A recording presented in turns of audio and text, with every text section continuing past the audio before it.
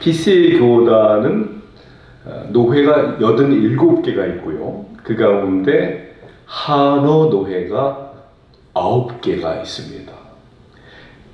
교회 수는 전 미국의 우리 PCA 교단에 약 2,000교회 정도가 있는데 그 중에 한인 교회가 230개 교회 정도입니다.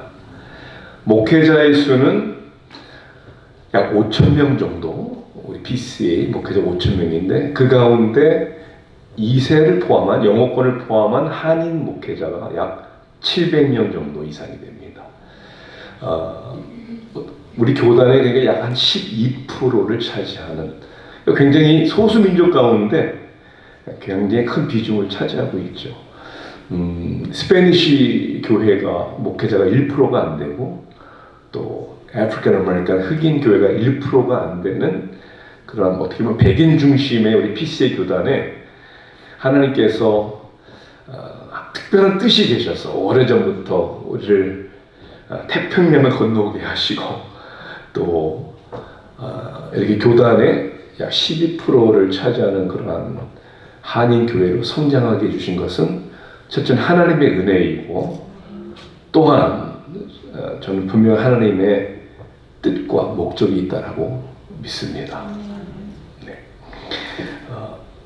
저는 청소년 때 미국을 온 소위 얘기하는 이민을 당한 세대라고 얘기할 수 있어요. 제가 원해서 의지로 온 게 아니니까. 여러분 영어 배우시는 게 굉장히 쉽지 않잖아요. 어떻게 하면 영어를 잘할 수 있을까? 영어를 잘하려고 제가 미국 오자마자 가지게 된 습관 중에 하나가 뭐냐면 지금도 그런 것 같아요. 이 차를 타다 가다 보면 모든 간판을 거의 다 읽습니다. 저게 무슨 뜻이지? 영어를 빨리 배우기 위해서. 재미있는 간판도 많은 것 같아요. 때로는 처음에는 이해가 안 되는 그런 메시지도 있고요. 근데 한 30년 전에 제가 운전을 하고 휴스턴에서 있었는데 이제 플라워샵, 꽃집 앞을 이렇게 운전하고 지나가다가 꽃집 앞에 있는 광고 사인을 본 기억이 납니다. 어떻게 보면 제 인생의 저의 생각을 굉장히 바꾸게 한 그런 사인이었는데 요즘에는 그러한 사인 광고판이 잘 안 보이는데 이 철로 만든 메tal 프레임을 이렇게 만들고 거기에다가 이렇게 알파벳 글자를 이렇게 넣고 밤이면 불이 들어오게 하는 그런 사인이 있잖아요. 꽃집 가게의 사인이 광고 사인인데 이렇게 써 있었습니다. 영어로 이렇게 써 있었어요. No reason is the best reason. 직역을 하자면 이유 없는 이유가 가장 중요한 이유다. No reason is the best reason. 그 메시지가 제 마음에 와닿았어요. 여러분 그렇지 않습니까? 사랑하는 사람에게 특히 사랑하는 아내에게 언제 꽃을 사줍니까? 생일. 그리고 절대 잊지 말아야 할 날. 결혼 기념일. 바로 지난주에 지나간 발렌타인스 데이. 이런 날 꽃을 사주죠. 특히 또 내가 뭘 잘못했을 때. 혹은 때로는 내가 뭘 원하는 게 있을 때 먼저 선물을 사주기도 합니다. 가만히 생각해 보세요. 이런 날 꽃을 사는 이유는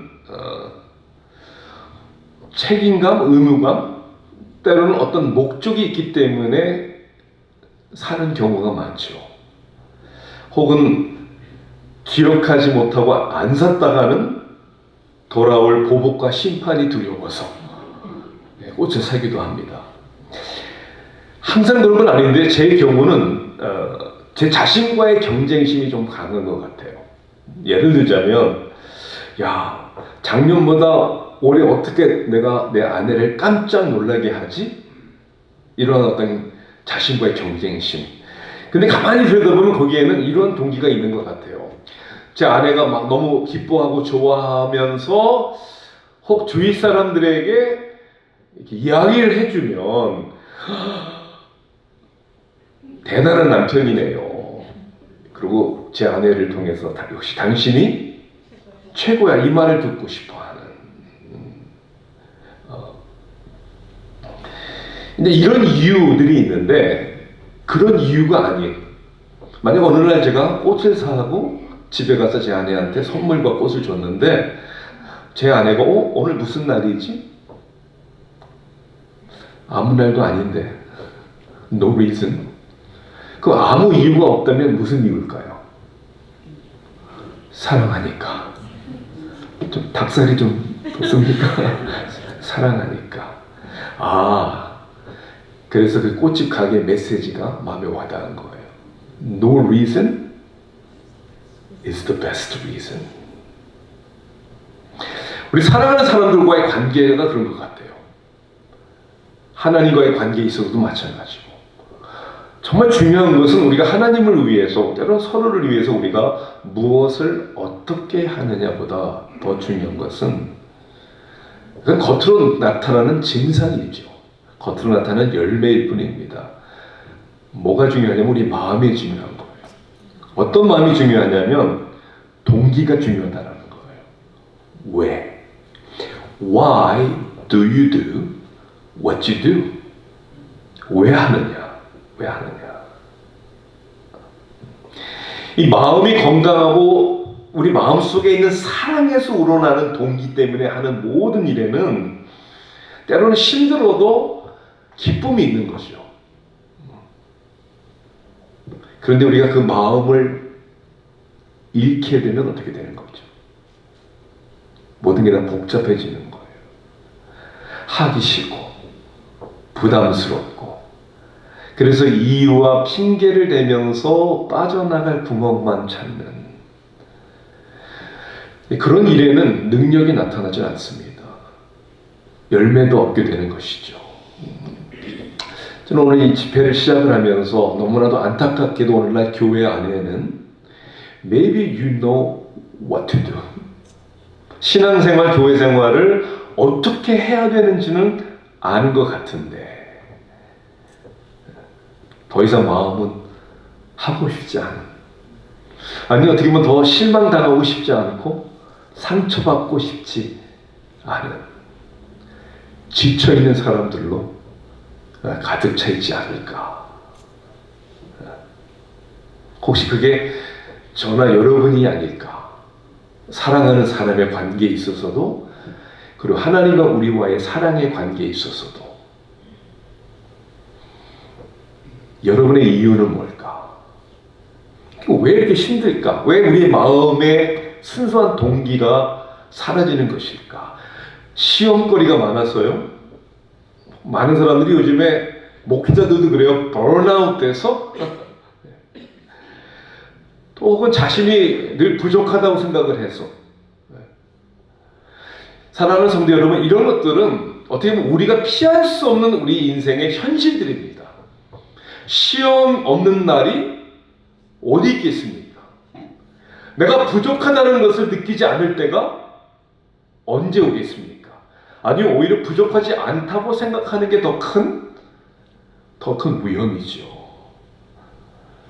연약한 그리고 죄악된 사람들이 모여있는 공동체에 왜 시험거리가 없겠습니까?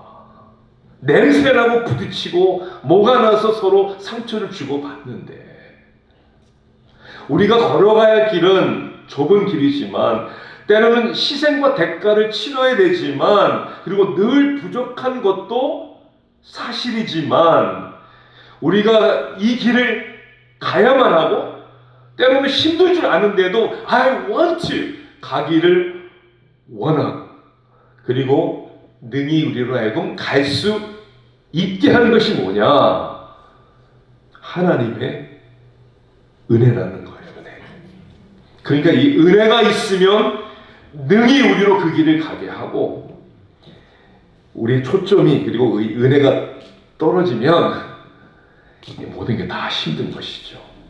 오늘 우리가 읽은 본문 로마서 12장 1절 말씀을 그래서 그렇게 시작하는 거예요. 그러므로 형제들아 하나님의 모든 자비하심으로 너희를 권하노니. 우리가 성경을 특히 바울 서신을 읽어보면 아마 예외 없이 거의 투 파트로 나눠져 있다는 것을 여러분 아실 겁니다. 사도 바울은 첫 번째를 항상 무엇을 다루냐면 하나님이 누구시고 하나님이 우리를 위해 하신 일이 무엇인가. 이거를 이제 우리는 신학, theology라고 얘기를 하는 거예요. Who God is and what God has done for us. 이게 항상 먼저예요. 그 다음 두 번째 파트에서 그로 인하여 그것 때문에 우리는 어떤 사람이 되었고 그리고 우리는 어떠한 삶을 살아가야 하는가라는 우리의 신앙생활에 대한 이야기, 크리스천 리빙에 대해서 이야기를 하는 것이죠. 이 두 가지를 잇는 단어가 자주 나오는데 오늘 로마서 10장 1절에서 이 단어가 처음 나옵니다. 무슨 단어가 나오죠?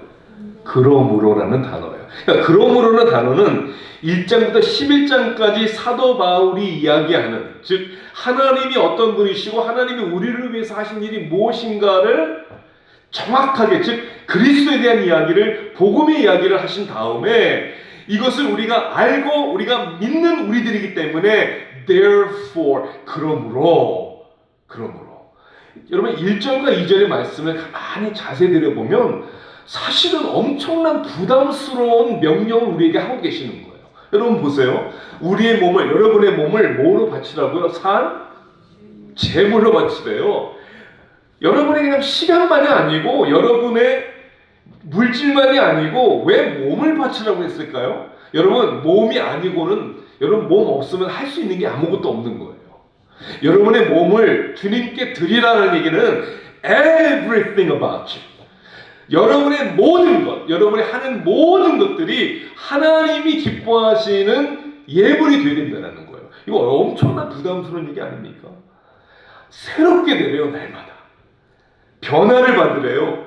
그리고 분별하라고 얘기합니다. 아니 왜 우리 이렇게 해야 되는 것입니까? 아니 정말 우리 그렇게 살 수 있고 그런 삶을 우리 삶 속에서 하나님 앞에 드릴 수 있는 것입니까? 우리 인간의 의지와 노력으로는 불가능하지만 이 하나님의 모든 자비하심 때문에 가능하다는 거예요. 사랑하는 성도 여러분, 오늘날의 위기가 뭔지 아십니까? 위기는 경제적인 위기가 아니고요, 관계적인 위기가 아니고요, 우리의 부족한 죄악성의 위기가 아니고요, 넉넉히 우리에게 힘을 주시는 하나님의 은혜가 식은 것이 우리에게 위기라는 것이에요. 그래서 저는 다시 한번 그 위기의식을 깨달아야 되는 거예요. 제가 목사 안수를 받고 얼마 안 돼서 피곤한 몸을 이끌고 사역을 할 때 너무 기뻤어요. 그리고 운전을 하는데 어느 날 피곤하지만 운전을 하는데 뒤에는 그 당시에 3살, 4살짜리 아이들이 지쳐서 자고 있는, 근데 제 마음에 평화가 있었거든요. 감사했거든요. 하나님을 섬길 수 있다는 것이. 그때 하나님께서 저에게 이런 말씀을 주셨어요. 운전하고 가는데 너 그 감사가 없으면 내 은혜가 떨어진 줄 알아라. 여러분, 목회가 인생이 힘들기 때문이 아니에요. 이 은혜가 떨어졌기 때문에 그런 거예요. 그런 의미에서 페이스 새생명 장로교에 온 성도님들, 여러분은 무엇보다도 은혜 공동체가 되어야 되는 거예요. 이 은혜가 우리에게 족한 거예요. 구체적으로 말씀 가운데 은혜가 우리에게 어떤 능력이 되는지를 한번 자세히 살펴보는 게 좋은 것 같아요. 첫째는, 여러분 이 은혜는 여러분의 정체성을 세워주는 거예요. 여러분이 누구인가를 세워주는 것이 하나님의 은혜라는 것이죠. 인생의 가장 중요한 질문은 저는 아이덴티티, 정체성의 질문이라고 생각합니다. 나는 누구인가? Who am I? 그러니까 내가 무엇을 하느냐, 할 수 있느냐, 어떻게, 어떤 삶을 내가 살아야 하느냐는 결국 나는 누구인가에 대한 자기의 정체성에 대한 확실한 이해가 있어야 한다는 것이죠. 이 정체성이 분명하지 않으면, 그리고 건강하지 않으면 우리는 늘 다른 사람들이 생각하고 나에 대해서 말하는 그것 때문에 사람들의 칭찬과 인정에 굶주려서 흔들리고 시달리는 것이죠. 얼마나 여러분 다른 사람들의 말 때문에 흔들리고 힘들었어요. 그게 흔들린 거란 말이야. 흔들린 거. 누가 그 동영상을 한번 봤는데요. 어느 교수님이 학생들을 향해서 이렇게 얘기를 했어요. 커피컵을 들고 가다가 사람과 부딪혔단 말이에요. 커피가 쏟아졌어요. 물어보는 거예요. 왜 커피가 쏟아졌냐라고 물어봤더니 학생들이 다 그렇게 대답을 했어요. 부딪혔기 때문에. 부딪혔기 때문에. 당연한 거 아니에요? 근데 그거 no. 여러분 왜 커피가 쏟아진 줄 아십니까? 컵 안에 커피가 있었기 때문에 쏟아진 거예요. 티가 있었으면 티가 쏟아진 것입니다. 그래서 우리 인생에 부딪힌 게 문제가 아니라 What's in your heart will spill out.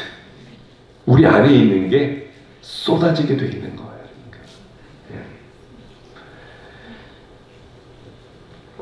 이 독일 탁월한 신학자였고 루터교 목사였던 디트리히 바나퍼라는 사람이 있었죠. 그는 나치를 대항하다 싸우다가 39살의 나이에 수용소에서 사형을 당했습니다. 근데 그가 죽기 전에 수용소에서 쓴 유명한 시 한 편이 있습니다. 그 시의 제목이 뭐냐면 나는 누구인가 라는 제목이에요. Who am I? 좀 길지만 제가 디트리히 바나퍼의 시를 한번 읽어드릴게요. 나는 누구인가? 남들은 가끔 나더러 말하기를 감방에서 나오는 나의 모습이 마치 침착하고 어찌 명랑 확고한지 마치 자기 성에서 나오는 영주 같다는데 Who am I? 나는 누구인가? 남들은 가끔 나더러 말하기를 감시원과 말하는 나의 모습이 어찌 자유롭고 친절하고 분명한지 마치 내가 그들의 상전과 같다는데 나는 누구인가? 남들은 또 나에게 말하기를 불쌍한 하루를 지내는 나의 모습이 어찌 평온하게 웃으며 당당한지 마치 승리만을 아는 투사 같다는데 남의 말에 내가 참 나인가? 나 스스로 아는 내가 참 나인가? 새장에 든 새처럼 불안하고 그립고 약한 나. 목을 졸린 사람처럼 살고 싶어 몸부림치는 나. 색과 꽃과 새소리 줄이고 좋은 말 따뜻한 말동무에 목말라 하고 방종과 사소한 굴욕에도 떨며 참지 못하고 석방의 날을 안타깝게 기다리다 지쳐버린 나. 친구의 신변을 염려하다 지쳤고 이제는 기도에도 생각과 일에도 지쳐 공허하게 된 나다. 더 이상 이별에도 지쳤다. 이것이 내가 아닌가? 나는 누구인가? 이 둘 중에 어느 것이 나인가? 오늘은 이 사람이고 내일은 저 사람인가? 이 둘이 동시에 나인가? 남 앞에선 허세, 자신 앞에선 한없이 불쌍하고 약한 나인가? 이미 결정된 승리 앞에서 무질서에 떠는 패잔병에 비교할 것인가? 나는 누구인가? 이 적막한 물음은 나를 끝없이 실험한다. 내가 누구이든 나를 아는 이는 오직 당신뿐. 나는 당신의 것이외다. 오 하나님. 하나님의 은혜가 여러분이 누구인가를 선언하시는 거예요. 흔히 사람들은 세상의 기준과 가치관에 의해서 정체성을 발견하려고 하잖아요. 대단한 스펙을 쌓으려고 하고 높은 지위와 많은 업적 그리고 성공이라는 목적을 위해 그냥 부단히도 노력을 합니다. 그럼 마치 뭐가 되는 것처럼. 그 결과가 무엇이죠? 첫째는 노력한다고 다 이루어지지도 않아요. 여러분 이제까지 인생을 사시면서 계획한 대로 마음에 원하시는 대로 다 됐습니까? 이거 실망이 오는 거죠. 목적이 이루어졌다고 여러분 계획대로 되었다고 인생에 만족이 오고 행복해지는 것입니까? 그것도 또 아닌 것 같아요. 그래서 팀 켈러 목사님은 우리 정체성에 대해서 이렇게 얘기를 했어요. 만약 여러분의 정체성을 그리스도가 아닌 행위에서 찾으려고 한다면, 여러분 잘 들으세요. 성공은 여러분의 머리로 갈 것이요, 실패는 여러분의 가슴으로 갈 것이다. 무슨 말이에요? 내가 뭘 해서 행위로 나의 정체성을 세우려고 하면 성공은 여러분을 교만하게 만들 것이고, 실패는요 여러분을 낙심에 빠지게 할 거잖아요. 그러니까 우리의 행위는, 우리의 정체성은 결국 날마다 교만과 실망 사이를 왔다 갔다 하는 거예요. 거기에 지쳐 있는 것이죠. 다시 말해서 성공도 실패도 결국 하나님의 형상대로 지은 받은 사람들을 무너뜨릴 수밖에 없는 거예요. 성경은 그 반대를 얘기하잖아요. 여러분이 어떠한 행위를 이뤘기 때문이 아니라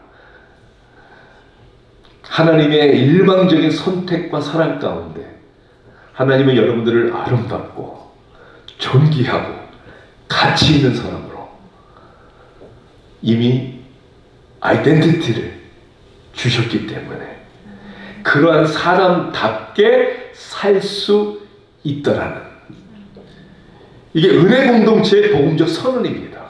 여러분 믿으십니까? 그 은혜 가운데 내가 멋있는 사람인 거예요. 그러니까 그리스도의 은혜로 말이야. 사도 바울이 이렇게 고백하잖아요. 나의 나됨은 하나님의 은혜입니다. 그러므로 형제들아, 하나님의 모든 자비하심으로 너희를 권하노니.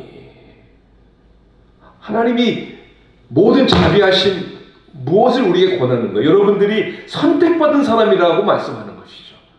여러분을 부르시는 하나님, 여러분을 존귀하게 여기시는 하나님. 저는 노력, 실력, 학력, 경제적인 능 이거를 무시하자는 얘기가 아니에요. 이런 것들은 이 세상을 살아가는데 필요한 방법이요 도구에 불과한 것이지 우리를 세우거나 만들어주지는 못한다는 것이죠. 다시는 우리가 은혜 공동체가 되기 위해서 우리 하나님 아버지를 바라보면서 그리스도 안에서 나는 누구인가, 우리는 누구인가를 찾아야 되는 것이죠. 1994년대에 나온 유명한 애니메이션 영화가 있어요. 여러분 아세요? 라이언 킹. 작년에 우리 손주하고 뉴욕 가서 브로드웨이 뮤지컬을 봤어요. 라이언 킹을. 여러분 이야기 아시죠? 주인공 어린 사자 심바. 그런데 아주 교만한 삼촌이, 스컬라고 하는 삼촌이 아버지가 죽은 이유는 너 때문이야 라는 죄책감을 심게 하잖아요. 그 심바가 어떻게 합니까? He runs away. 도망가요. 네. 도망가서 이제 살다가 이제 시간이 지나 세월이 흘러 심바의 겉모습은 동물의 왕 사자의 모습인데 그 내면의 세계의 모습은 여전히 도망자, 패배자. 그러니까 아무 의미도 목적도 없이 살아가는. 그래서 친구들을 만났잖아요. 그리고 유명한 노래가 있죠. 기억나세요? 하쿠나 마타타. No worry. 춤추면서. 우리 아이들이 그때 4살, 5살 이랬을 때 아주 재밌게 봤어요. 하쿠나 마타타라는 스와힐리의 언어의 의미는 뭐죠? There are no troubles. 걱정 없이 그냥 그렇게 살면 돼. 그런 얘기예요. 그렇게 자신의 정체성을 잃으며 살아가는 심바 앞에 이제 라피키라는 아주 지혜로운 친구가 심바를 인도합니다. 어디로 인도하냐면 작은 판, 웅덩이 앞으로 인도하죠. 거기에 막 구름이 막 그 영화에 보면 나오고 거기에 누가 나타납니까? 아버지 무파사, 아버지가 나타나요. 그리고 아버지의 음성이 이렇게 들립니다. Simba, you have forgotten me. 아들은 네가 나를 잊고 살고 있구나. 아들은 그렇게 얘기해. No, how could I? 내가 어떻게 아버지를 잊고 살 수 있어요? You have forgotten who you are, so forgotten me. 너는 네 자신을 잊고 있기 때문에 너는 나를 잊고 있는 거야. Look inside you, Simba. 네 안을 한번 다시 들여다봐라. You are more than what you have become. 너는 지금의 네가 아니야. You must take place in the circle of life. 돌아가라고 하죠. Go back. 프라이랜드로 돌아가라고 합니다. 심바는 이렇게 얘기해요. How can I go back? 내가 어떻게 돌아갑니까? I am not who I used to be. 내가 어떻게 돌아가요? 난 자격도 없는데. 나는 이게 부끄러운 존재인데. 그때 무파사 아버지가 점점 사라지면서 계속 에코처럼 들리는 소리가 뭐죠? Remember who you are. You are my son. Remember. Remember. 오늘 하나님이 여러분을 향해서 뭐라고 얘기하는 줄 아세요? Remember who you are. 네가 누구인지를 좀 기억해라. 여러분 누구세요? Who are you? 하나님의 모든 자비하심 가운데 하나님의 딸이요 아들로 인정함을 받은 그 정체성의 확고함을 가지고 서 있는 공동체는 아름다운 공동체가 될 수밖에 없는 것이죠. 네. 은혜 공동체, 하나님의 은혜는 우리를 세우신다. 자, 또 하나는 하나님의 은혜는 우리를 세우셨으니까, 만드셨으니까 그런 우리의 신분답게 우리를 성화시켜 주시는 능력이 있는 거예요. 그렇죠. 맥스 루카도 목사님은 이렇게 말씀하셨어요. 사랑의 하나님은 여러분을 있는 모습 그대로 받아주시지만, 그죠? God loves you just the way you are. 그러나 우리를 있는 모습 그대로 내버려 두지 아니하신다. 하나님의 형상을 담게 하시잖아요. 오늘 본문에서도 읽어보면 하나님의 자비하심으로 권하노니 하면서 우리에게 권면하시는, 아니 우리에게 명령하시는 일들은 한마디로 얘기하자면 그런 사람답게 변화되어라 라고 말씀하는 거예요. 어떻게 변화되라고요? 우리 자신의 기쁨이 아니라 하나님을 기쁘시게 하는 사람으로. 맞습니까? 받는 사람이 아니라 우리의 몸까지 어떻게 해요? offer, 드리는 사람, giving. 여러분 여기에 축복과 행복이 있는 거예요. 여전히 받아야 된다는 사람들은요 여전히 만족하지 못하는 거예요. 여전히 행복하지 않는 거예요. 육적인 삶이 아니라 영적인 삶을 살아라. 세상의 유행과 가치관과 흐름에 그냥 묻혀 흘러가는 인생 살지 말고 이 세대를 본받지 말아라. 성공하는 삶이 아니라 성숙한 삶. 우리에게 변화를 요구하시잖아요. 은혜 공동체는 서서히 함께 변화되어가는 공동체죠. 하나님은 우리를 어떻게 변화시키는 줄 아십니까? 오늘 본문에 보니까 이렇게 우리에게 말씀하시는 것 같아요. By renewing of your mind. 너의 마음을 새롭게 함으로. 가장 먼저 일어나는 변화는 우리들의 마인드, 생각의 변화예요. 우리말 번역은, 우리 한국어 번역은 뭐라고 되어 있냐면 너희는 이 세대를 본받지 말고 오직 뭐를 새롭게 하라고요? 우리의 마음을 새롭게 하라. 이게 뭐 틀린 번역은 아니지만 히브리스 정신에는 마인드, 하트, 영혼 사실 분리를 하진 않았어요. 그렇지만 우리의 현대적인 언어를 볼 때 마음이라는 단어보다는 마인드라는 단어가 더 맞아요.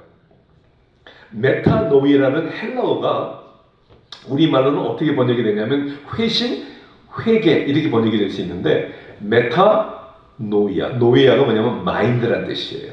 그러니까 뭐냐면 생각이 바뀌다. 여러분 회개가 뭔지 아십니까? 우리 생각이 바뀌는 거예요. 하나님의 진리 앞에 내 인생이 내 것인 줄 알았는데 하나님의 것이구나. 그죠? 내가 한 행동과 말들이 나는 얼마든지 정당화할 수 있다고 생각을 했는데 하나님의 기준에 어긋난 죄악이었구나. 하나님이 깨달음을 주시는 거예요. 그래서 항상 변화는 어디서부터 오냐면 우리 마인드의 변화에서부터 오는 거예요. 진리의 말씀 가운데. 자, 이게 얼마나 이게 중요한지를 제가 예화로 드릴게요. 저는 아들하고 딸이 남매가 있는데 첫째 우리 아들이 중학교 때 뭐 중학생 뭐 13살 뭐 12살 이런 아이들 그렇잖아요. 막 뛰어놀고 땀이 나는데도 샤워도 잘 안 하고 뭐 옷도 막 그냥 뭐 대강대강 입고 그 당시 똥바지 이거 유행 굉장히 많이 했어요. 막 엉덩이까지 내려오는 바지에 막 야 샤워 좀 해라 옷 좀 단정하게 입어라 아무리 얘기를 해도 안 하는 거예요. 그런데 어느 날 우리 아들이 변했어요. 샤워를 뭐 아침 저녁 하고 옷을 뭐 이렇게 꾸며기 시작하고 여동생한테 이거 어떠니부터 하고 색깔도 맞추면서 세상에 어떻게 이렇게 변했어요? 자, 왜 변했어요?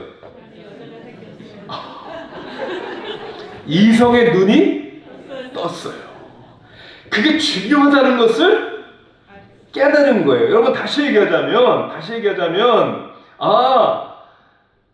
여자 아이들이 눈에 들어오기 시작하면서 사실은 여자들이 있구나라는 여자들이 눈에 들어온 것보다는 자신이 더 이상 꼬마 아이가 아니라 남자라는 것을 깨달은 거예요. 변화가 어떻게 온다고요? 자기의 정체성이 변화되어 오는 거예요. 그렇게 하라는 것은 율법이고요. 하나님은 오늘 여러분에게 리마인드 해주시는 거예요. 왜 죄를 회개해야 되는지, 왜 거룩하게 살아야 되는지. 왜냐하면 하나님이 여러분을 거룩한 사람으로 세워주셨기 때문에. 너희가 진리를 알지니 진리가 너희를 자유케 하신다고 했잖아요. 그래서 은혜 공동체는 새생명 장로교회는 하나님의 말씀 앞에서 성령의 은혜 가운데 여러분의 마인드가 날마다 새로워져야 되는 거죠. 근데 이게 잘 안 바뀌어요. 그죠? 고집스럽고. 네. 그래서 하나님이 우리를 특히 여러분의 생각을 우리의 마인드를 바꾸시는 방법 중에 하나가 뭐냐면 저와 여러분을 때로는 힘든 고통의 과정을 걷게 하신다는 거예요. 하나님은 우리에게 고통이 없는 문제가 없는 인생을 약속하신 적이 없습니다. 하나님은 전능하신 하나님이시고 사랑의 하나님이신데 왜 우리를 다른 고통의 길을 걷게 하실까? 여기에 우리를 변화시키시는 하나님의 은혜가 있는 거예요. 그 아픔의 과정을 지나지 않고는 우리가 깨닫지 못하니까. 우리 남매 아이들은 어렸을 때부터 좀 경기를 좀 심하게 알았어요. 아직도 기억나는 게 첫 아이가 1살 때 애가 좀 열도 나고 좀 아팠었는데 새벽에 좀 이상해서 이렇게 딱 보니까 한 3시쯤에 우리 아이가 경기를 하는 거예요. 여러분 경기하는 모습 뭔지 아시죠? 마치 뭐 간질 환자처럼 막 눈이 돌아가고 막 몸이 뻣뻣해지고 사전 지식이 없던 저와 제 아내는 우리 아이가 죽는 줄만 알았어요. 어떻게 할지 몰라서 일단 차를 몰고 칠드런스 하스피털로 달려갔습니다. 달려갔는데 가니까 좀 괜찮아졌어요. 그래서 이제 이야기를 했더니 이머전시에서는 이렇게 얘기하더라고요. 아이들이 이제 열이 많이 나고 할 때 이런 이 현상이 일어나는데 혹시 메넨저스가 걸릴 가능성이 있으니까 테스트를 해야 된다는 거예요. 그 테스트를 어떻게 하냐고 그랬더니 럼바 펑처라고 합니다.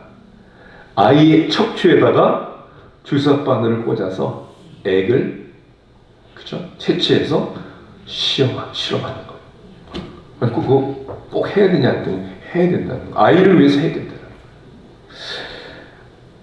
그래서 제가 당장 우리 아이 소아과 의사한테 전화를 했어요. 그랬더니 하라고 얘기를 하더라고요. 근데 간호사들이 우리 아이를 데리고 방으로 들어가면 저를 못 들어가게 하더라고요. 아버지가 옆에 못 있게 하더라고요. 그래서 저는 문 밖에서 기다리고 있었어요. 아니나 다를까 조금 후에 아이의 비명소리와 울음소리가 납니다. 얼마나 아팠을까. 이 피지컬한 고통도 있었지만 아마 더 힘들었던 건 무서웠을 거예요. 그죠? 1살짜리가. 그리고 아이가 그렇게 비명을 지르고 울어대는데 저한테는 아빠에게는 이렇게 들렸어요. 아빠, where are you? 왜 나를 이렇게 고통스러운 가운데 내버려 두는 거야? 왜 나를 빨리 들어와서 나를 레스큐 구해주지 않고 왜 내 눈에 안 보이는 거예요? Where are you? 그렇게 들렸어요. 그 문 밖에 서 있던 이 아빠, 이 못난 아빠지만 이 아빠는 그 우는 아이의 울음소리에 마음이 얼마나 아팠는지. 그리고 제가 들어가지 못한 게 아니라 들어가지 않은 거예요. 그 두렵고 그 고통의 순간을 우리 아들을 위한 것이었기 때문에 저는 문 밖에서 기다리고 있었던 거예요. For him. 아들을 위해서. 여러분의 삶을 돌아볼 때 그런 순간들이 있었잖아요. 너무 고독스러웠고 힘들었는데 maybe 지금도 그런 과정을 지나는 분들이 있을 수 있을 것 같아요. 전지전능하시고 사랑의 하나님이라면 분명히 나를 도와주실 수 있고 해결해 주실 수 있는데 why not? 왜 안 해주시는 걸까?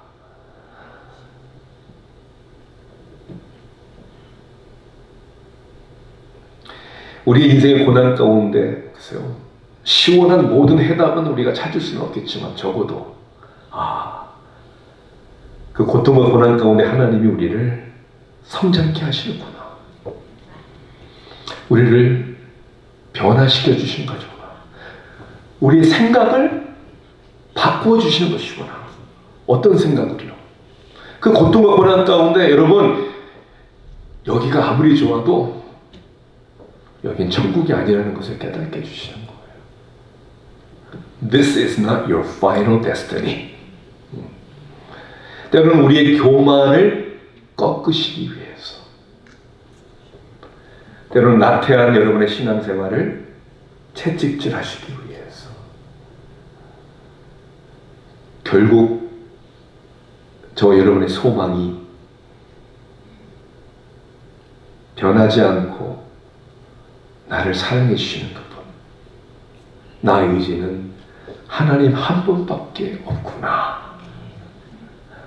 수많은 사람들과의 관계 속에서의 오는 상처 동안 우리의 소망이 누구에게 있다고요? 하나님께 있다는 것을 깨닫게 하기 위해서. 그게 은혜 공동체와 은혜 가정의 모습이에요. 우리 정체성을 세워주시고 그리고 우리를 성화시켜 주시는. 끝으로 세 번째는 우리로 하여금 사명을 감당케 하시는 은혜를 주시는 것이죠. 네.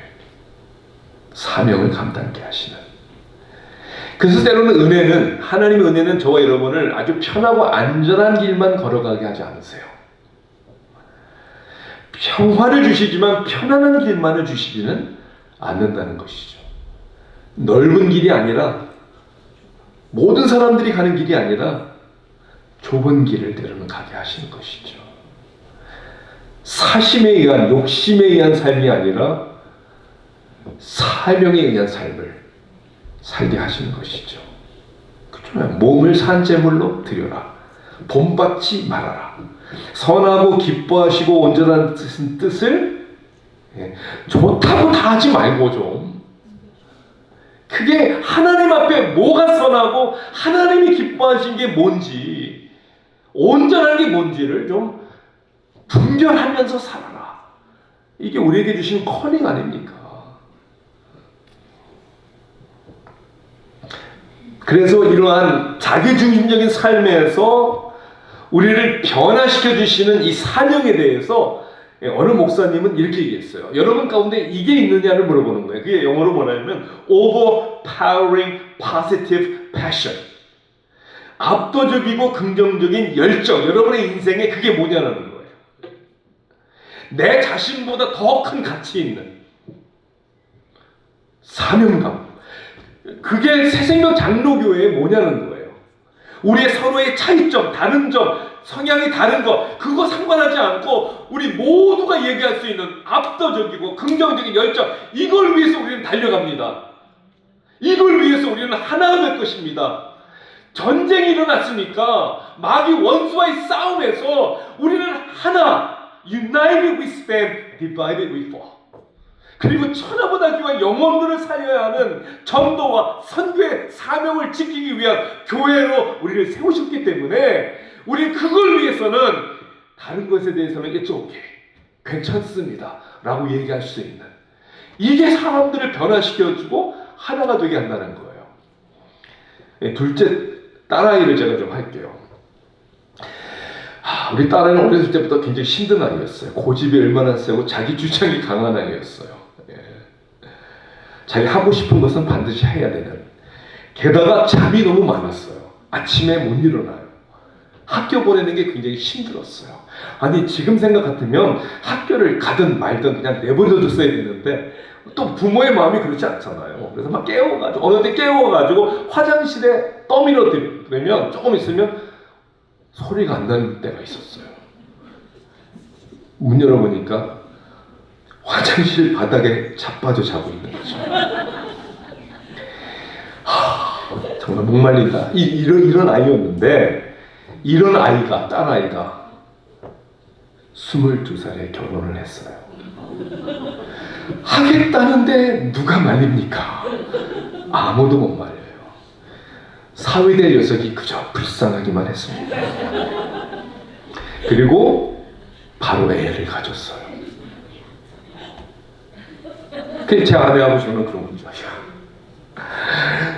좀 기다렸다가 기다려 애를 낳지. 어떻게 애를 키우려고. 이제 이걸 가지고 우리말로 뭐라고 하냐면 애가 애를 낳는다.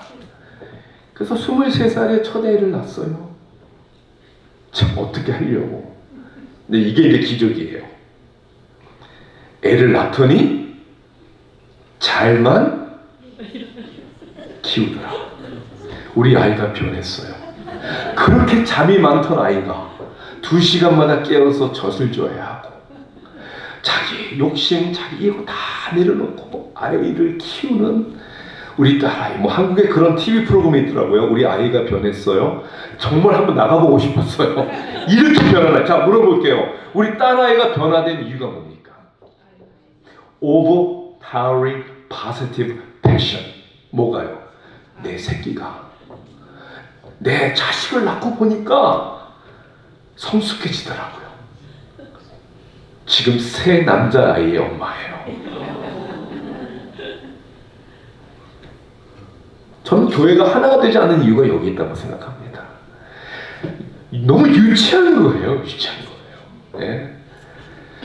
뭘 가지고 아교하는지를 가만히 들어보면 너무 창피해요. 부엌에서 간 하나 안 맞는 거 가지고도 싸우는 교회들이 있어요. 뭐 대단한 일이라고. 다시 한번 그래서 물어보고 싶은 거야. 여러분의 압도적이고 긍정적인 패션이 뭔가 이 교회. 뭘 위해서 여러분은 목숨을 내놓을 수 있냔 말입니다. 오늘 본문이 우리에게 뭐라고 얘기합니까? 하나님을 기쁘시게 하기 위해서. 그렇죠. 우리에게 주신 사명을 감당하기 위해서. 쉽지 않다고요? 힘들다고요? 아니 누가 힘들지 않다고 얘기한 적이 어디 있습니까? 해야 되는 일이니까 그 길을 가야 되는 것이죠. 은혜 공동체로 우리에게 사명을 주셨기 때문에 여기에 하나님의 은혜가 있는 거예요. 세상을 본받지 말아라, 몸을 산재물로 드려라, 분별하라, 이런 성경에 포함해서 모든 명령에는 하나님의 약속이 있는 거예요. 무슨 약속이 있습니까? 내가 너와 함께 할게. 내가 너를 도와줄게. 내가 너로 너희 감당케 해줄게. 이게 은혜 아닙니까? 여러분, 은혜를 갚기 위해서 신앙생활하는 거 아니에요. We cannot pay. 하나님의 은혜를 어떻게 갚아요? 못 갚아요. 그 큰 은혜를. 여러분, 하나님의 은혜를 갚기 위해서 하는 게 아니라, 잘 들으세요, 하나님의 은혜를 더 경험하기 위해서 하는 거예요.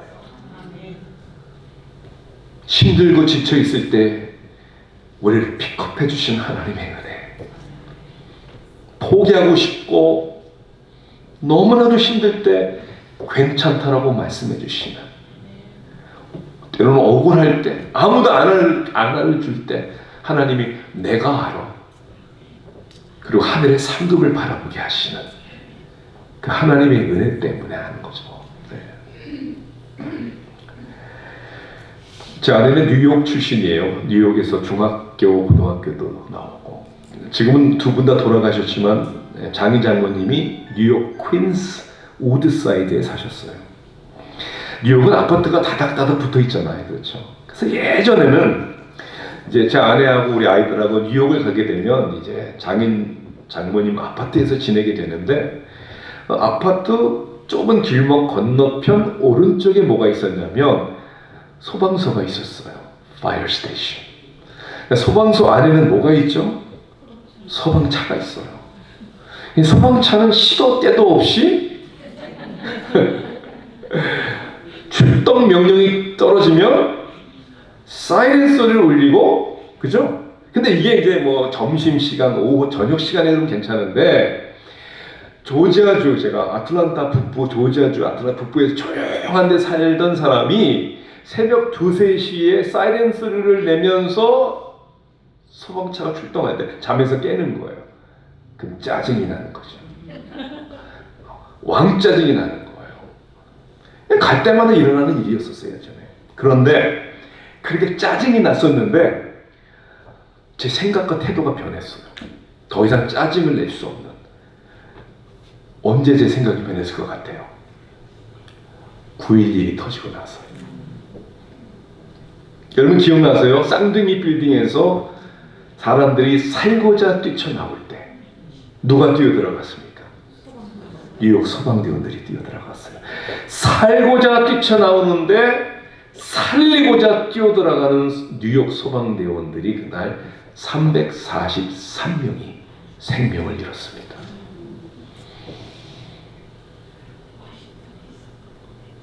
상상이 가세요? 그 다음부터 새벽 2시든 3시든 소방차가 출동을 할 때 제 마음에는 그런 감동과 도전이 오는 거죠. 저들은 오늘 또 누구를 살리기 위해서 자신들의 목숨을 걸고 저렇게 달려가는 것일까? 그 나름대로의 사명의식이에요, 여러분. 연봉을 많이 주기 때문에 그렇게 하는 거 아니에요.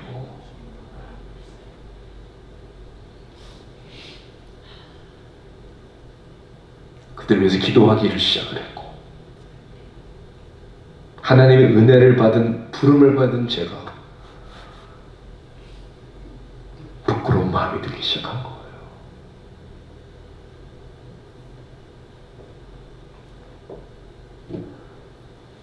우리는 은혜 공동체예요. 하나님의 자녀가 된 사람들이에요.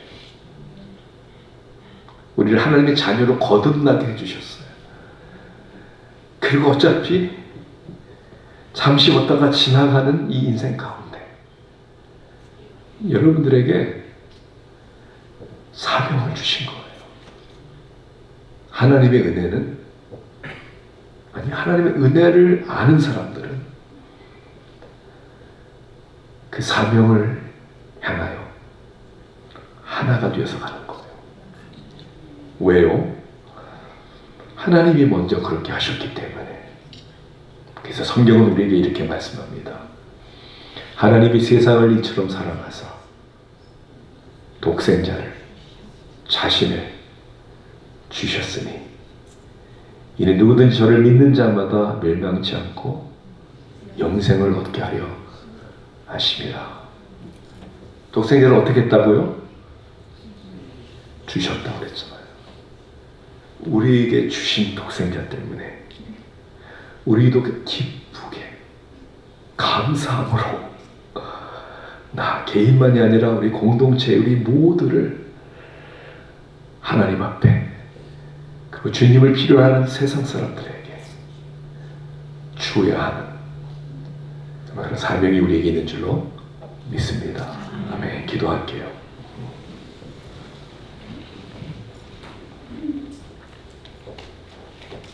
사랑의 하나님,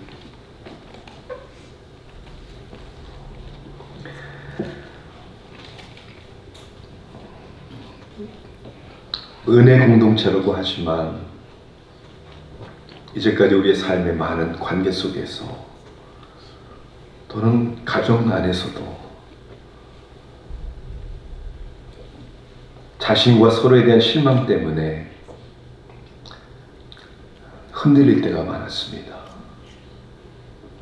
감사 대신에 불평과 원망이 있었습니다. 다시 한번 저희들의 생각을, 저희들의 눈을 하나님의 은혜로 바라보게 하심을 감사합니다. 하나님의 그 모든 자비하심이 누가 뭐래도, 세상이 뭐라고 해도 우리를 온전히 세워주시고 우리를 그리스도의 형상을 닮게 해주시고 그리고 또한 사명을 감당케 해주시는 줄 믿습니다. 감사드리옵고 예수님의 이름으로 기도하옵나이다. 아멘.